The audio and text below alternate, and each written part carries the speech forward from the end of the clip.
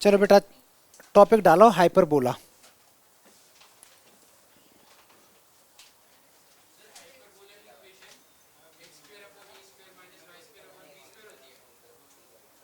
बोलो नहीं बेटा।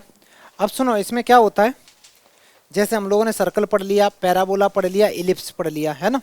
अब हाइपरबोला में हम लोगों को सबसे पहले तो इसका दो तरीके के रहेंगे। सबसे पहले इक्वेशन की अगर मैं बात करूं बेटा तो ये रहती है X square upon A square minus Y square upon B square equal to 1।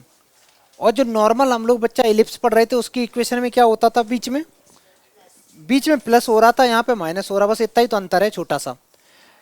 एक इक्वेशन ये होती है बेटा, ऐसे ही एक इक्वेशन ऐसे भी तुम देखोगे लिखा हुआ Y square upon A square minus X square upon B square equal to 1। अभी लिखना मत, सिर्फ सुनना, 2 मिनट सुनना बेटा। अगर मैं इसके डायग्राम की बात करूं तो अगर ये हो गई तुम्हारी एक्स एक्सिस, ये हो गई तुम्हारी वाई एक्सिस, ठीक है। तो ये हाइपरबोला अगर इस टाइप की इक्वेशन है तो इसका बेटा डायग्राम ऐसे बनता है, ये ऐसे मुंह फाड़े होता है, ठीक है, साइड से ऐसे। और जितना डिस्टेंस ये है उतनी डिस्टेंस पे इसका डायग्राम इधर को बन जाएगा। और इस ये जो वर्टेक्स है इसके कोऑर्डिनेट्स हो जाएंगे यहाँ से यहाँ तक, यहाँ पे नीचे एक्स के नीचे कितनी वैल्यू है बेटा, ए है ना, तो यहाँ कोऑर्डिनेट्स बन जाएंगे ए कॉमा 0 और इसके बन जाएंगे माइनस ए कॉमा 0। अच्छा अगर बेटा ये ऐसा बन रहा है तो फोकस तो बीच में ही होगा कहीं, तो फोकस के कोऑर्डिनेट्स हो जाएंगे सी कॉमा 0। इधर कितने हो जाएंगे बेटा, इधर हो जाएंगे तुम्हारे F2 हो जाएगा माइनस सी कॉमा 0। ये चीजें इतनी आ गई समझ में। एक बात बताओ, ये जो पैराबोला जो हाइपरबोला मैंने बनाए हैं किस एक्सिस पे बनाए हैं, एक्स एक्सिस पे बनाए हैं, तो इसकी जो एक्स एक्सिस है इसकी इक्वेशन क्या होगी, y इक्वल टू 0 हो गई। अच्छा मैं अगर वर्टेक्स की बात बोलूं तो वर्टेक्स क्या है, माइनस ए कॉमा 0 है, ए कॉमा 0 है, यही तो है ना। अगर मैं सेंटर की बात करूं, सेंटर तो 0 कॉमा 0 है। ये लॉजिक समझ में आ गया। अब सुनो, ऐसे ही इसका थोड़ा उल्टा होता है, इसका ऐसा सीन रहता है। मान ले बेटा ये वाई एक्सिस है, ये एक्स एक्सिस है, तो इसका मुंह कुछ ऐसे चलेगा ऊपर को, ये ऐसे करके डायग्राम बन जाएगा तुम्हारा, ये बना, ठीक है। अगर मैं इसके कोऑर्डिनेट्स की बात करूं तो क्या बनना चाहिए बेटा, तो तुम देखो क्या बनेगा बेटा, सोच के बोलो बेटा। मैं फोकस के कोऑर्डिनेट्स बोल रहा हूं ना बेटा, तो 0 कॉमा सी होगा या क्या होगा, 0 कॉमा माइनस सी हो जाएगा। ये तुम्हारा एक्स एक्सिस चल रहा है, ये तुम्हारा वाई एक्सिस चल रहा है। यहाँ पे तुम्हारे वर्टेक्स और लिखने हैं बेटा, है ना। 0 कॉमा कितना होगा, यहाँ हो जाएगा तुम्हारा 0 कॉमा ए हो जाएगा, और यहाँ कितना होगा बेटा,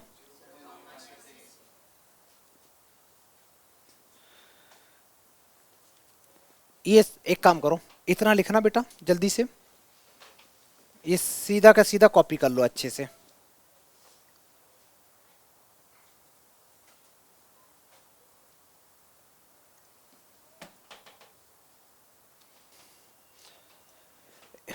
ये लिखने के बाद मेरे को एक बात बताओ, ये जब मेरे को पहले से पता है कि ये वाला हाइपरबोला है, ठीक है, तो इस हाइपरबोला के हिसाब से ये सारे आंसर देने की कोशिश करो। सबसे पहले बेटा वर्टेक्स बताओ, वर्टेक्स क्या होंगे, तो डायरेक्ट बेटा इसको ऐसे भी लिख सकते हो, प्लस माइनस ए कॉमा 0, है ना। या कुछ बच्चों ने बोला ए कॉमा 0 माइनस ए कॉमा 0, दोनों आंसर सही है। आगे सुनो, मैं इसी का सारा लिख रहा हूं अभी। एसेंट्रिसिटी का फॉर्मूला मैंने बताया था लास्ट क्लास में, क्या होता है, सी अपॉन ए होता है। और एसेंट्रिसिटी की वैल्यू ऐसे उसके केस में, इलिप्स के केस में उसका आंसर कैसा आता है, 0 1 के बीच में। हाइपरबोला में 1 से बड़ा आता है, हाइपरबोला बड़ा है, ठीक है, तो बड़ा आता है 1 से। अच्छा फोकस के कोऑर्डिनेट्स क्या होंगे अभी निकाले थे बेटा, ये बनेगा माइनस सी कॉमा 0 और दूसरा हो जाएगा तुम्हारा c comma 0। Next, length of latus rectum का मैंने वो बताया था, क्या होता था बेटा वो, इक्वेशन ऑफ डायरेक्ट्रिक्स, बहुत बढ़िया बेटा, प्लस माइनस ए अपॉन ई तो था, वही चलेगी। अच्छा, ये जो इलिप्स में था वही एग्जैक्ट है, नया कुछ नहीं है। अच्छा, इक्वेशन ऑफ ट्रांसवर्स एक्सिस, मतलब जहां पे जिस एक्सिस पे ये बन रहा है ना, तो y इक्वल टू जीरो कर दो उसको बेटा, y इक्वल टू जीरो कर दो। अच्छा, अगर y इक्वल टू जीरो कर दिया कॉन्जुगेट, मतलब उसका उल्टा पूछ रहा है ये, x इक्वल टू जीरो हो जाएगा। इसको थोड़ी देर के लिए हटा दो, इसकी कोई जरूरत नहीं है, अभी हटा दो, इसकी अभी जरूरत नहीं है, हटा दो। ये आंसर लिखे बेटा, इसके आंसर बताओ, बड़ा सा उल्टा है। देखो उसका जो लिखा है इसका कितना बन जाएगा, प्लस माइनस ए हो जाएगा। अच्छा, ये तो सेम ही रहेगा, सी अपॉन ए, और फोकस के कोऑर्डिनेट्स हो जाएंगे 0, एक बार आ जाएगा प्लस सी और एक बार आ जाएगा बेटा माइनस सी आ जाएगा। और सी निकालने का तरीका क्या होता है, A square plus B square, A square plus B square. अच्छा, उसके बाद में है, एक बात बताओ, सी स्क्वायर उसमें कैसे निकालते थे, ए स्क्वायर माइनस बी स्क्वायर करके निकालते थे, इसमें बेटा प्लस करके निकालते, तो सी की वैल्यू अच्छी खासी बड़ी आती है ना। और फिर सी अपॉन ए करते हैं ना, इसलिए ई की वैल्यू 1 से बड़ी आती है। लॉजिक समझ में आ गया होगा, क्योंकि सी की वैल्यू जो है वो आती है A square plus B square के इक्वल होता है, तो वो लेंथ उसकी काफ़ी बड़ी हो जाती है। आगे दोनों, अच्छा ये तो सेम रहेगा, ये भी सेम रहेगा, यहाँ चेंज हो जाएगा बेटा, ये कहाँ बाई एक्सिस पे बढ़ रहा है, तो बाई एक्सिस पे हमेशा एक्स की वैल्यू जीरो होती है, और ये उल्टा है, कॉन्जुगेट का मतलब उल्टा पूछ रहा है, तो बाई इक्वल टू जीरो है। बेटा ये सारी चीजें लिख तो लो जल्दी से।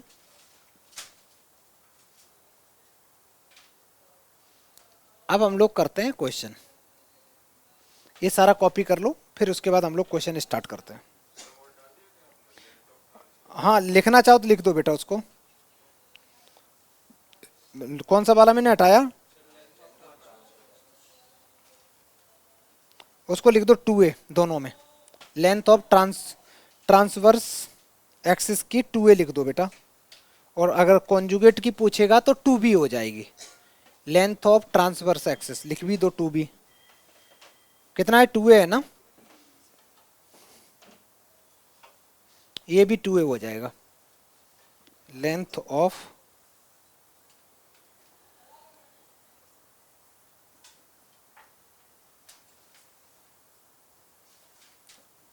ट्रांसवर्स एक्सिस बेटा 2a हो जाएगा।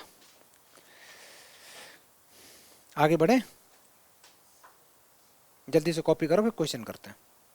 अच्छा सुनो बेटा, स्टार्टिंग देख लो, तुम्हें पता है कि इसमें सेंटर पूछा, वर्टेक्स पूछा, एसेंट्रिसिटी, फोकस, ट्रांसवर्स की इक्वेशन पूछी, कॉन्जुगेट की पूछी, लेंथ ऑफ पूछा, कॉन्जुगेट एक्सिस की भी, लेंथ ऑफ लेटस है बेटा, ये लोटस नहीं है, गलत लिखा है, ठीक है, लेटस रेक्टम है, इक्वेशन ऑफ डायरेक्ट्रिक्स पूछी है, हाइपरबोला का सब कुछ पूछ लिया। पता कैसे चला ये हाइपरबोला है, ये कैसे पता चला ये हाइपरबोला, जैसे ही तुमने बेटा बीच में माइनस देखा तो दिमाग में क्लिक करना चाहिए।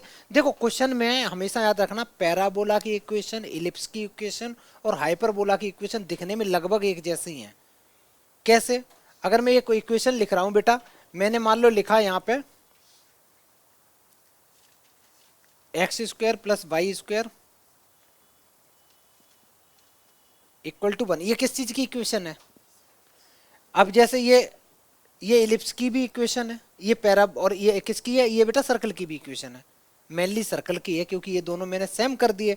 अगर मैं इन दोनों को डिफरेंट कर दे रहा हूं तो वो इलिप्स, अगर मैंने एक्स के नीचे बढ़ा दिया तो अंडा ऐसे खींच जाएगा, नहीं तो बाई एक्सिस में बढ़ जाएगा, ठीक है। दूसरा चीज, अगर बीच में माइनस आ जाता है तो इक्वेशन बेटा हाइपरबोला की बन जाती है। तो सबसे पहले तो मेरे को इसकी शकल अच्छी करनी है। यहाँ कितना हम चाहते हैं 1, तो पूरी इक्वेशन को बेटा हम लोग डिवाइड किससे करेंगे, 576 से।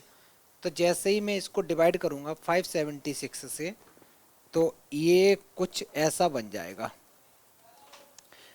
कैंसिल करो बेटा, ये तो डायरेक्ट कैंसिल होते ही है, कहीं ना कहीं तो हो ही रहे होंगे।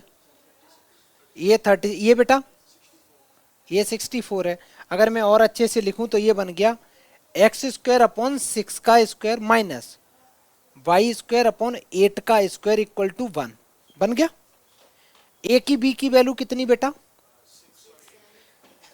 तो ए की वैल्यू है, जो देखो एक्स के नीचे लिखा है वो क्या है, ए है ना, यहाँ पे ए की वैल्यू होगा, और हाइपरबोला में ये मत सोचना, हाइपरबोला में थोड़ा उल्टा होता है, हम लोगों ने जो नोटेशंस लिए हैं। अभी एक इक्वेशन जो दूसरा वाला पढ़ा था वो पढ़ा था वाई स्क्वायर अपॉन ए स्क्वायर। तो सीधी सीधी बात है, जो आगे लिखा है वो ए है, जो आगे लिखा है वो ए है, ठीक है, दूसरे नंबर वाला बी है, इसमें ऐसे सोचना है। तो ए की वैल्यू बेटा 6 है और बी की वैल्यू तुम्हारी ए है, सॉरी 8 है। सबसे पहले तो सी निकाल दो। सी निकालने का क्या फॉर्मूला होता है, सी स्क्वायर इक्वल टू माइनस होता था इलिप्स में, यहाँ प्लस होता है, ठीक है, यहाँ प्लस होता है। तो 6 का स्क्वायर किया 36 बेटा, ये 64 आ गया। तो सी स्क्वायर, तो सी की यहाँ से वैल्यू आ गई 100 आई। अगर मैं यहाँ से निकालूंगा प्रॉपरली तो सी की वैल्यू बेटा आ रही ±10, दो वैल्यू आ रही हैं। सी की वैल्यू क्या आ रही है, ±10 वैल्यू निकल के आई तुम्हारी। जब ये आ गई तो पहला काम ये करो बेटा, एसेंट्रिसिटी निकाल दो।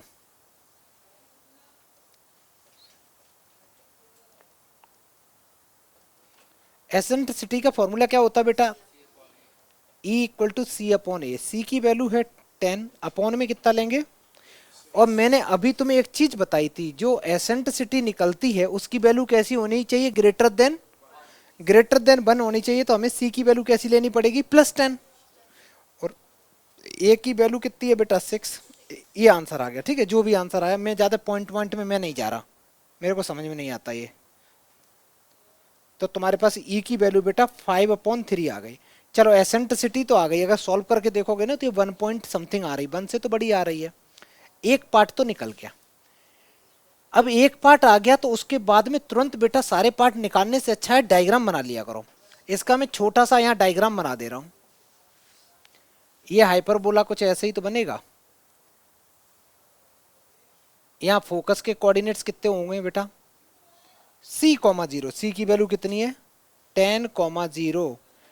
इसके कोऑर्डिनेट्स फोकस के हो जाएंगे तुम्हारे f2 -10,0।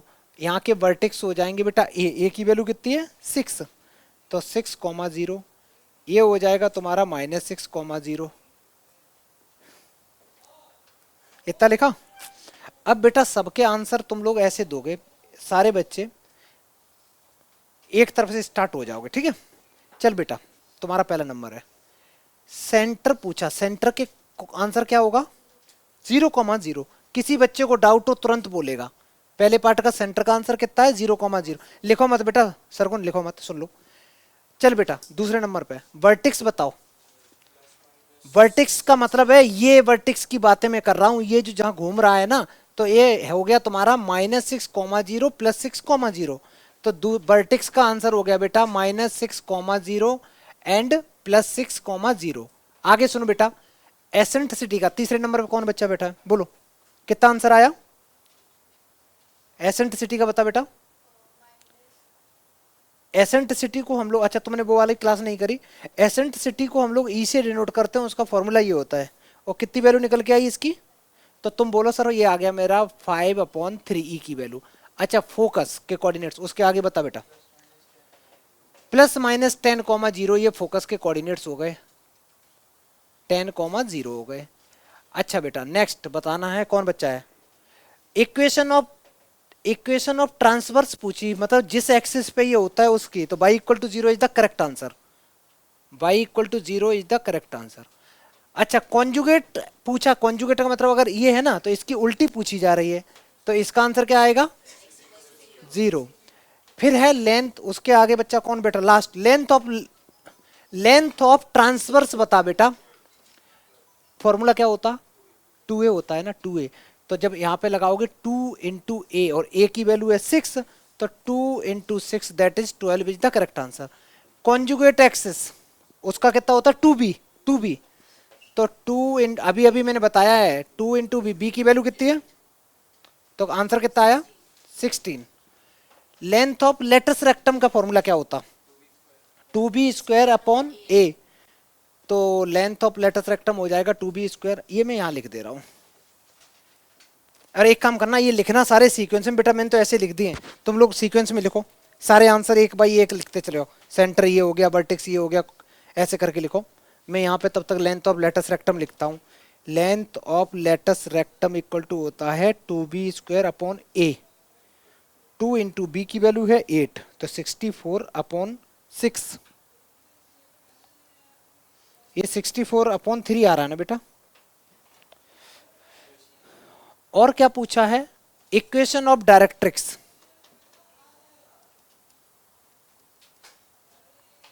इक्वेशन ऑफ डायरेक्ट्रिक्स का क्या फॉर्मूला होता है बेटा, A/E, वो भी प्लस माइनस भी तो होता है। ए की वैल्यू है तुम्हारी 6 और ई की वैल्यू निकाली थी 5/3, ये 3 ऊपर चले गए तो 18/5 प्लस माइनस का। एक काम करो सारे बच्चे, सारे आंसर लिखो, सारे नंबर बाय नंबर लिखते जाओ सीक्वेंस में, थोड़ा टाइम लगेगा, करो।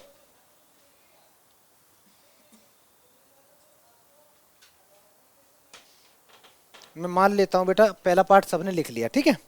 लिखने के बाद में कुछ बच्चे कह रहे कर भी लिया है। ऐसे सोचो बेटा, अगर हम लोग इक्वेशन हाइपरबोला की पूछी है तो सबसे पहले तो ये बताओ, यहाँ पे बेटा वर्टेक्स देख के, मैं पहले पार्ट की बात कर रहा हूँ, वर्टेक्स देख के ये बताओ ये वर्टेक्स हैं कैसे। A,0 है ना, तो ये एक्स एक्सिस पे बनने वाले हैं कि वाई एक्सिस पे, एक्स एक्सिस पे, क्योंकि वाई कोऑर्डिनेट तो 0 है ना बेटा, फोकस का भी 0 है। तो ये हम लोग क्या करेंगे, सबसे पहले इसके डायग्राम बनाएंगे बेटा। तो डायग्राम कुछ ऐसा बन रहा है, डायग्राम बेटा कुछ इसका ऐसा बन रहा है, ये बनाया। बनाने के बाद में इसके वर्टेक्स के कोऑर्डिनेट कितने हैं बेटा, 2,0, तो ये बना तुम्हारा 2,0 और ये वाला बन गया -2,0। वर्टेक्स तो हो गया। फोकस के कोऑर्डिनेट्स कहाँ लिखे जाएंगे बेटा बताओ, ये अंदर, अंदर में क्या है फोकस के कोऑर्डिनेट्स, 3,0। दूसरा बता बेटा, F2 हो गया तुम्हारा -3,0, ये हो गया। अच्छा एक काम करते हैं, जितनी इन्फॉर्मेशन है अब इसको वैसे लिखते हैं। यहां से बता बेटा A = कितना है, 2, ±2 मत बोलना, 2। अच्छा B की और C की वैल्यू कितनी है, जो भी अभी मैंने बताए थे, जो फोकस के कोऑर्डिनेट्स होते हैं वो C,0 होते हैं ना, C से ही तो नोट करते हैं। अब बेटा तुम्हें A मिल गया, C मिल गया, क्या तुम B नहीं निकाल सकते, क्या फॉर्मूला होता है, C² होता है A² + B², और C की वैल्यू है 3, तो 3 का स्क्वायर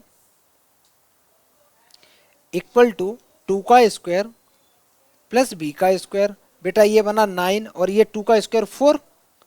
यहां से तुमने वैल्यू निकाली बेटा, तो B² की वैल्यू तुम्हारी कितनी आ गई, 5 निकल के आ गई। हमें B नहीं चाहिए, B² बहुत है, ठीक है। B चाहिए होगा तो यूज कर लेंगे बाद में, आ गया। अब सारे बच्चे लिखो, ये लिखने के तुरंत बाद लिखो स्टैंडर्ड इक्वेशन हाइपरबोला की होती क्या है। तो इक्वेशन ऑफ हाइपरबोला, इसका नाम कितना बढ़िया, हाइपरबोला।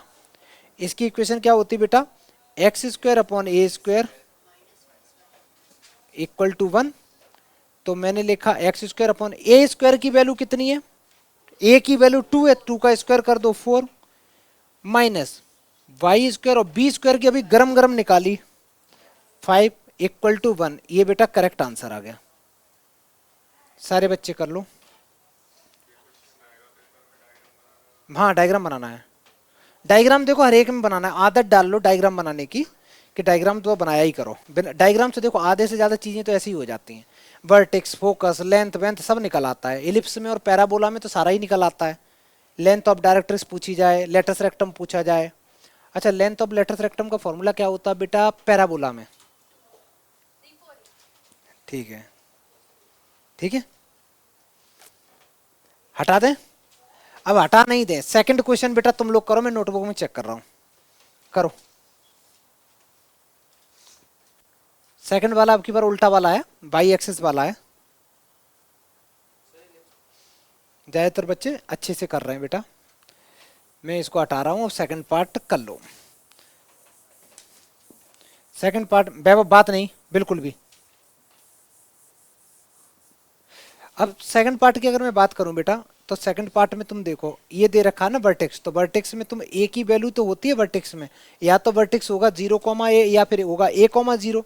ए की वैल्यू आ गई बेटा, और यहां से तुम्हारी फोकस जब दे रखे तो सी की वैल्यू आ गई, दो चीजें आ गई। सबसे पहले तो फॉर्मूला लगाओ बेटा, C² होता है A² + B²। सी की वैल्यू है 8, 8 का स्क्वायर इक्वल टू 5 का स्क्वायर प्लस बी स्क्वायर। 8 का स्क्वायर होता है 64, 5 का होता है 25 में लेफ्ट में लेके आ गया। कितना बचा बेटा? तो 39 वैल्यू आई है बी स्क्वायर की। अगर मैं बी की वैल्यू निकालूंगा तो वो कितनी आ जाएगी? रूट 39 आ जाएगी। जैसे ही मैंने देखा कि x की वैल्यू 0 है दोनों में, इसका मतलब क्या है? ये y एक्सिस पे है। ऐसा कुछ बनेगा, बना दो। ऐसा बनेगा बेटा, तो मैंने ये कुछ बना दिया। वर्टेक्स के कोऑर्डिनेट्स गिवन थे, तो वर्टेक्स के कोऑर्डिनेट थे तुम्हारे पास 0,5 था, और नीचे बनाओगे तो 0,-5 था।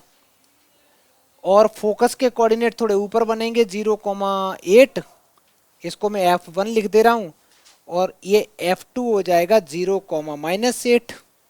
ये बन गए।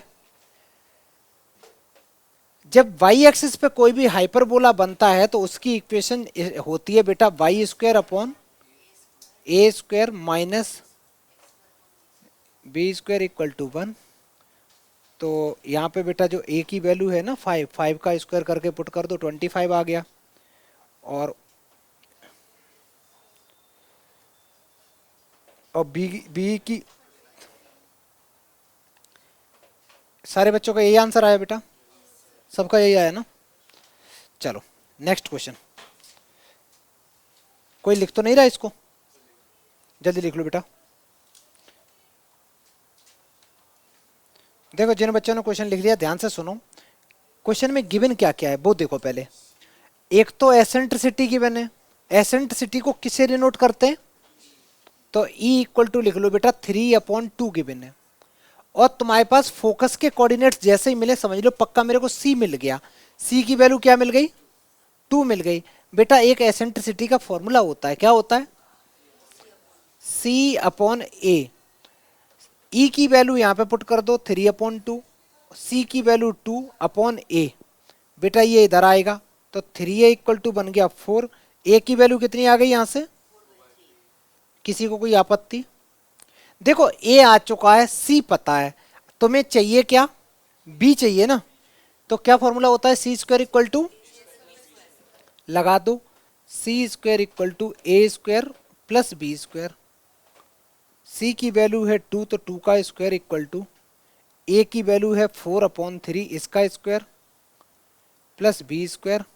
बेटा इसका स्क्वायर होता है 4, इसका स्क्वायर होगा 16/9 में लेफ्ट में ले आया, साइन चेंज कर दिए, एलसीएम लिया 36 minus 16 equal to B square. ये बेटा मेरा 20/9 आ गया।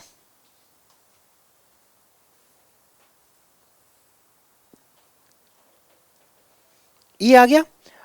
क्वेश्चन को देख के बताओ बेटा ये जो हाइपरबोला बनने वाला है वो एक्स एक्सिस पे बनेगा या वाई एक्सिस पे? कैसे पता चला? क्योंकि फोकस के कोऑर्डिनेट से पता चल गया कि वाई कोऑर्डिनेट 0 है तो पक्का एक्स एक्सिस पे बनेगा। तो एक्स एक्सिस पे बनेगा तो इसकी जो इक्वेशन होती है, तो मैं बिना डायग्राम के इस बार कर रहा हूं बेटा, लाओ यहां बना दे रहा हूं, बिना डायग्राम का अच्छा भी नहीं लगता। लो इसके कोऑर्डिनेट्स कुछ थे 2,0 और -2,0। ठीक है। इक्वेशन ऑफ हाइपरबोला, अगर मैं इक्वेशन हाइपरबोला की बात करूं तो ये बनेगा बेटा, एक्स एक्सिस वाला है ना, तो X square upon A square minus Y square upon B square equal to 1। A और बी की सारी वैल्यू पुट कर दो बेटा।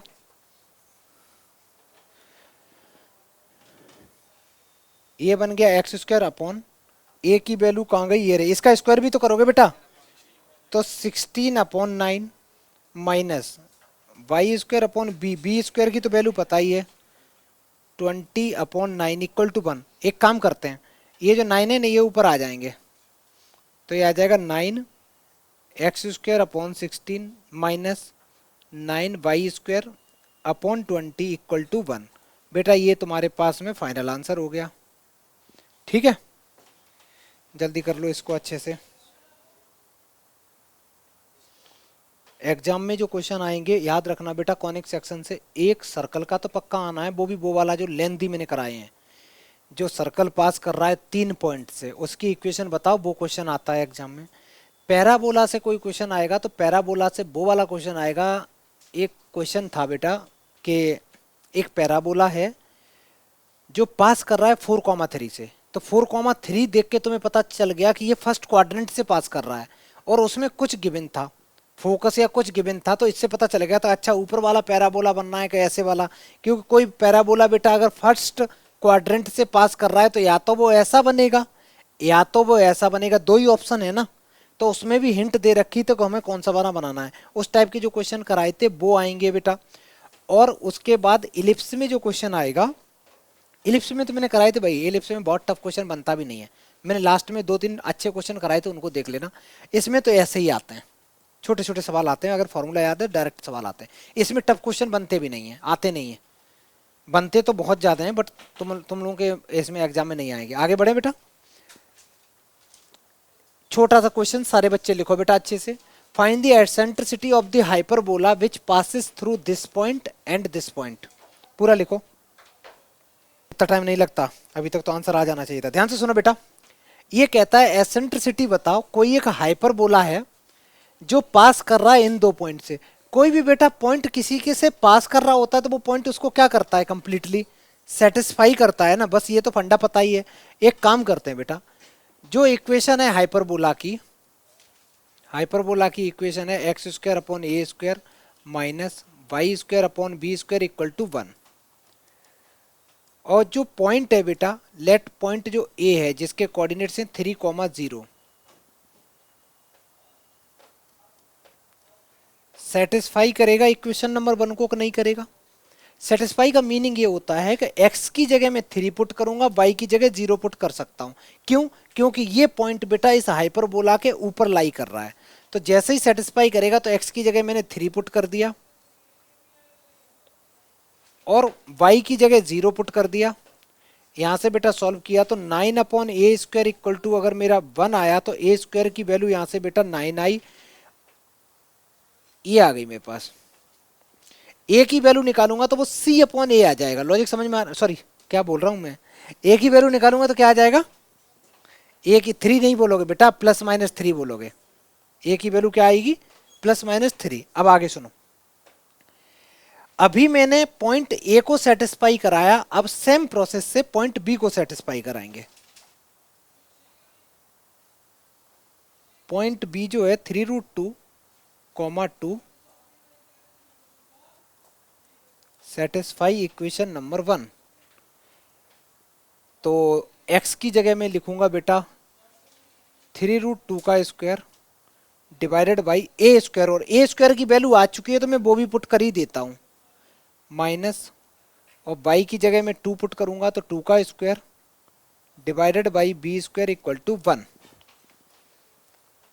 समझ में आ रहा है बेटा, सॉल्व कर दो, ये बन जाएगा 3×3 = 9 into 2 divided by 9 minus 4 upon B square equal to 1। 9 से 9 कैंसिल हो गया, 2 ये 1 में इधर लाया और 4 बी स्क्वायर राइट में ले गया, 4 अपॉन बी स्क्वायर, ये आ गया 1 equal to 4 upon B square. तो यहाँ से बेटा बी स्क्वायर की वैल्यू कितनी आ गई,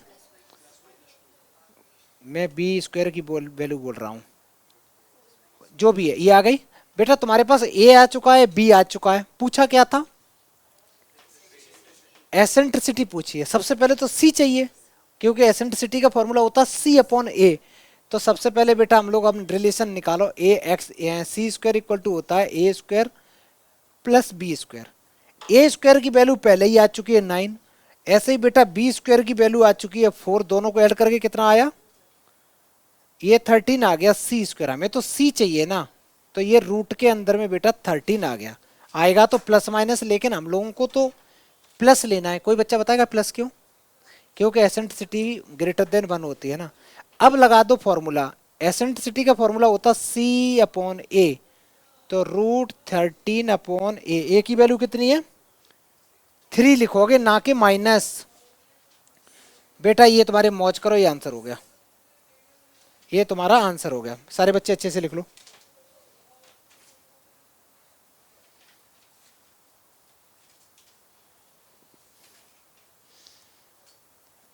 अब मैं ऐसा कर रहा हूं 15 मिनट में जितना भी है चारों चीजों में डिफरेंस और वो सारा मैं बता दे रहा हूं, ठीक है बेटा।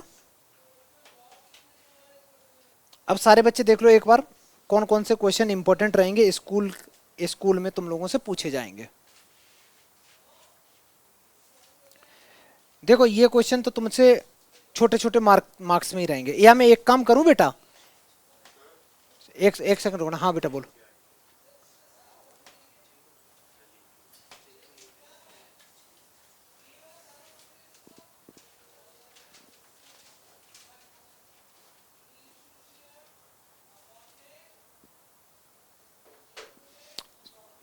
अब ध्यान से सुनना बेटा, लिखो रिवीजन।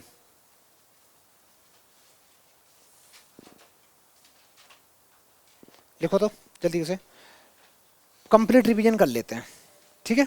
रिवीजन में कौन एक सेक्शन का ही रिवीजन कर रहे हैं बेटा। पहला जो हम लोगों का है वो है सर्कल। जिन बच्चों ने नहीं पढ़ा कोई फर्क नहीं पड़ता, सुन लो, काफ़ी चीज़ें तो आ ही जाएंगी, आइडिया लग जाएगा, इतना धीरे धीरे पढ़ाया गया उसमें। अगर मैं सर्कल की बात करूं बेटा नंबर 1 में, तो सर्कल के अंदर में सबसे पहले होती है इसकी स्टैंडर्ड इक्वेशन। सर्कल की स्टैंडर्ड इक्वेशन सर्कल की क्या होती है? एक्स माइनस एच का whole square plus y minus k का होल स्क्वायर इक्वल टू होता है बेटा रेडियस का स्क्वायर, ठीक है। ये स्टैंडर्ड इक्वेशन सर्कल की होती है। एच और के होते हैं सेंटर के कोऑर्डिनेट्स, आर होती है रेडियस, और इसी की एक फॉर्म और होती है जिसको हम लोग बोलते हैं जनरल फॉर्म। ये जो फॉर्म है ये कौन सी फॉर्म है बेटा? ये हो गई तुम्हारी स्टैंडर्ड फॉर्म हो गई। ऐसे ही अगर ये इसी को मैं एक्सपेंड कर दूं, वो बन जाएगी x square plus Y square plus 2 GX plus 2 FY plus c equal to 0। ये जो इक्वेशन होती है बेटा इसको हम लोग बोलते हैं जनरल इक्वेशन।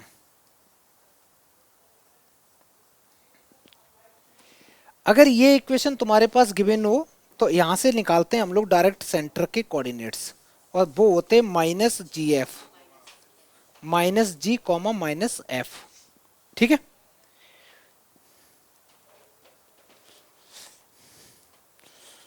अच्छा क्या होता बेटा? बोलो बोलो बोलो। एच, वो तो मैंने वहां बोल दिया, एच कॉमा के तो उसका होता है, इस बार इसका नहीं होता। इसका तो तुम्हारा चलेगा अगर इस फॉर्म में है तो वो -G कॉमा -F सेंटर के कोऑर्डिनेट। रेडियस का क्या फॉर्मूला होता है बेटा? -C, G square plus F square -C। तो यहाँ लिख दो बेटा, जो रेडियस होती है उसका फॉर्मूला होता है जी स्क्वायर प्लस एफ स्क्वायर और -C, ठीक है। ये रेडियस का फॉर्मूला हो गया। अगर इस टाइप की इक्वेशन है तो वहां से रेडियस निकालना और सेंटर के कोऑर्डिनेट्स निकालने को ही तुमसे बोलेगा, ठीक है। क्वेश्चन जो इसके इंपॉर्टेंट हैं, तो क्वेश्चन मैंने क्लास में जो कराए ना, जो एक सर्कल 2-2 पॉइंट से 3 पॉइंट से पास कर रहा है, वो सबसे इंपॉर्टेंट है क्वेश्चन, वही एग्जाम में आते हैं। अच्छा मैं बेटा इसको हटा दूं सर्कल वाले पार्ट को। हाँ बेटा बोलो।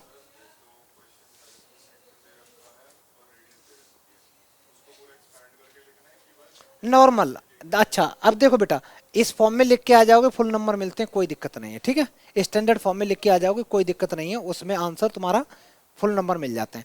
अब इसके बाद में दूसरे नंबर पे बेटा मैंने पढ़ाया था तुम लोगों को, कौन सा क्या पढ़ाया था बेटा? पैराबोला। अब मैं उसमें नहीं जा रहा, इक्वेशंस के अंदर में नहीं जा रहा हूँ, ठीक है, क्वेश्चंस में। अब दूसरे पैरामेट्रिक फॉर्म वगैरह थी वो मैंने नहीं कराई थी, क्योंकि वो आ नहीं रही है। जिन बच्चों के में आ रही हो तो ला मैं कुछ करा भी दूं, उसका छोटा सा पार्ट है। जिनके में आ रही हो वो देख लेना, वो फॉर्मूला होता है, एक डायमेट्रिक्स फॉर्म होती है बेटा, x-x1 by x-x1 x-x2 y-y1 y-y2 equal to 0। वो तब होती है जब तुम्हें, क्या हो गया बेटा? सुनो, होता क्या है ना, अगर तुम्हारे पास में एक सर्कल है ना, उसके तुम्हारे पास एंड पॉइंट के कोऑर्डिनेट्स अगर पता है तो डायरेक्ट इक्वेशन ऐसे निकलती है। फॉर्मूला क्या हो जाता है उसका? x-x1 x-x2 plus y-y1 y-y2 equal to 0 हो जाता है। ये वाली फॉर्म हो जाती है, ठीक है, डायरेक्ट। वो उसमें है, नोट्स में है, इसमें ज़्यादा मन जाओ। अब इसके बाद में मैंने जो पढ़ाया था वो थे बेटा पैराबोला। तो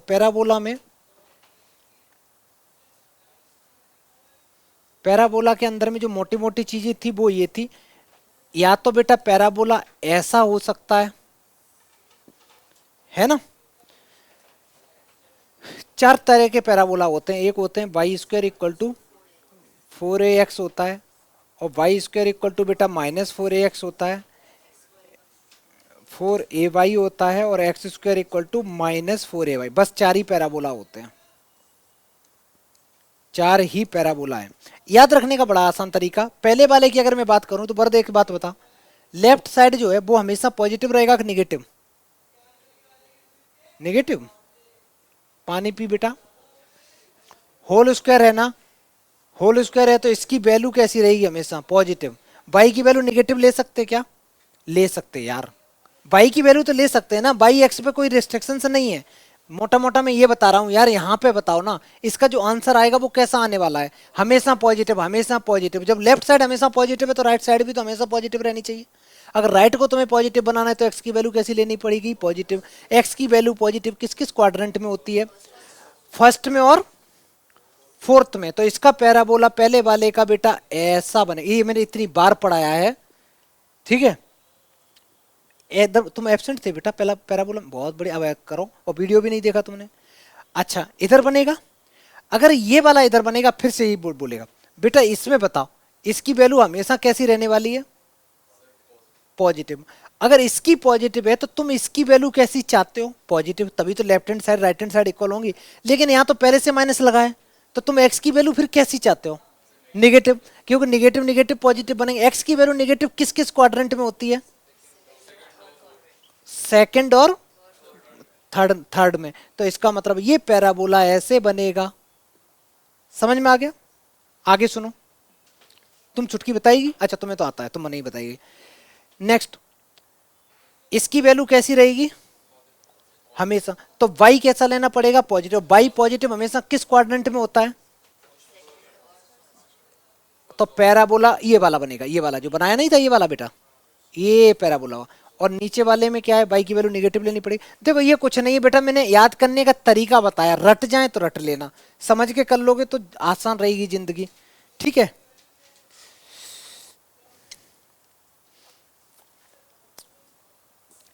ये पैराबोला लिख लिए। पैराबोला के वर्टेक्स कैसे पता चलते हैं? एक्स की वैल्यू जीरो डालो, वाई की भी जो वैल्यू आ जाए निकल के, वो ज्यादातर तो जीरो ही आती है, तो वर्टेक्स हो जाते हैं, ठीक है। अच्छा इसके अलावा एक चीज और है बेटा, अगर मैं थोड़ा बहुत इसमें चेंज कर दूं, मान लो अगर मैं ऐसे चेंज कर रहा हूं, मैं लिख रहा हूं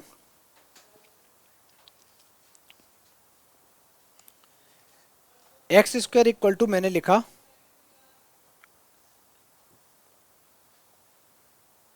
x square equal to, sorry y square equal to, मैंने लिखा बेटा 4x प्लस 1, 4x प्लस 1 लिखा। कोई बच्चा बताएगा ये पैराबोला कैसे बनेगा? बताओ, है तो पैरा ही बोला। तो तुम ऐसे सोचो, देखो तुम ऐसे सोचो, यहाँ पे इसकी वैल्यू कैसी रहने वाली हमेशा? तो यहाँ पे तुम्हें वैल्यू कैसी लेनी पड़ेगी? पॉजिटिव ही लेनी पड़ेगी ना, एक्स की वैल्यू पॉजिटिव लेनी पड़ेगी, नहीं तो निगेटिव में। अच्छा निगेटिव में हो तो वो गड़बड़ हो जाएगा, ठीक है। तो ये पैराबोला जो बनने वाला है वो बनेगा कैसा बेटा? इधर ही बनेगा। दिक्कत ये है कि वर्टिक्स क्या होगा, तो वर्टिक्स जानने के लिए y की वैल्यू जीरो पुट करना बेटा। y की वैल्यू जीरो पुट कर रहा है तो x की वैल्यू कितनी आ रही? -1/4 आ रही है ना, जब y की वैल्यू जीरो पुट कर रहे हैं। तो इसका जो ये पैराबोला जो बनेगा वो ऐसे बनेगा, ऐसे। इस ये शिफ्ट हो जाएगा, समझ में आया? ये पैराबोला क्या करेगा? ये अपने आप को शिफ्ट कर लेगा, ठीक है। और सुनो, अगर मैं यहीं पे बेटा माइनस कर देता तो क्या होता पैराबोला का? वर्टिक्स। तो वर्टिक्स हो जाए, एक्स की वैल्यू आ रही होती, बाई जब जीरो पुट कर रहे हैं ना, तो एक्स की वैल्यू आ रही है प्लस के 1/4, तो ये पैराबोला फिर स्टार्ट यहां से होता 1/4, ये कोऑर्डिनेट बन जाते। कुछ नई चीज नहीं है, नॉर्मल क्लास 9th में जो ग्राफ बनाते हो ना, वही ग्राफ ही मैं बता रहा हूँ। अगर आ जाए ना कभी, वैसे चांस नहीं है डायरेक्ट आता है, लेकिन अगर आ जाए वर्टेक्स के लिए तो तुम थोड़ा सा उसमें क्या करना, y की जगह जीरो पुट कर देना, x आ जाएगा। और अब करने के लिए तो कुछ बच्चों के दिमाग में ये भी चल रहा होगा कि सर ऐसा कर दें, x की जगह जीरो पुट कर दें। कर सकते हो, लेकिन वहां एक दिक्कत हो जाएगी, देखना मैं करके बता रहा हूँ, देखना बवाल करें। मैंने -1 लिखा, एक्स की वैल्यू 0 पुट करना, आंसर कितना आ रहा, Y square equal to -1, complex number आ गया। वो तो गड़बड़ हो गया ना, लेकिन वहीं हम y की अगर 0 कर रहे हैं तो x की वैल्यू आ रही है मेरी 1/4, तो इसलिए स्क्वायर वाले में वैल्यू पुट कर देना, क्योंकि स्क्वायर वाले में दिक्कत क्या है, निगेटिव पॉजिटिव दोनों वैल्यू खाएगा, आंसर पॉजिटिव ही देगा। ठीक है, अच्छा और क्या है इसमें, इसका बाकी का तो तुम एक बार देख लेना। अब इलिप्स की अगर मैं बात करूं बेटा, तो इलिप्स की जो इक्वेशन थी वो कौन सी बताई थी मैंने,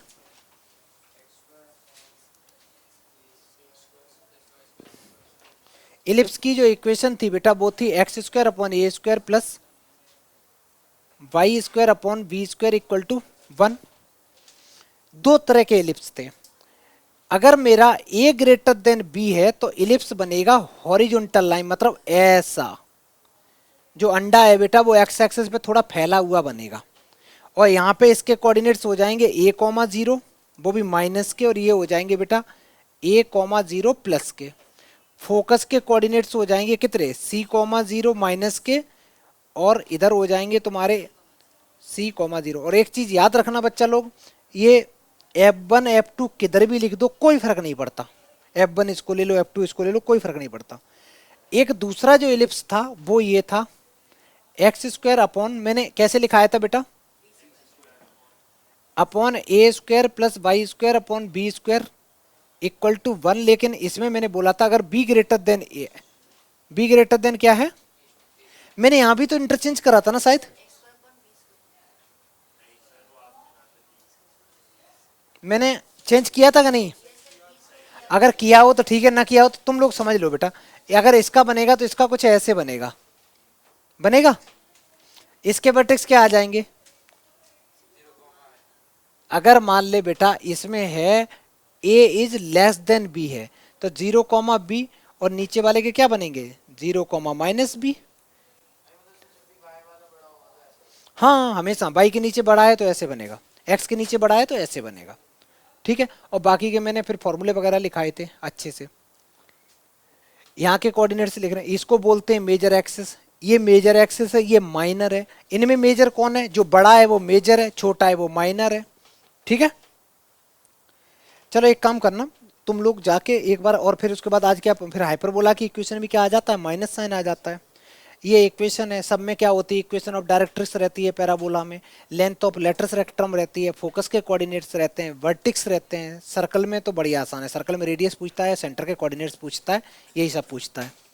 एक बार प्रैक्टिस करना बैठ के बेटा अच्छे से। चलो।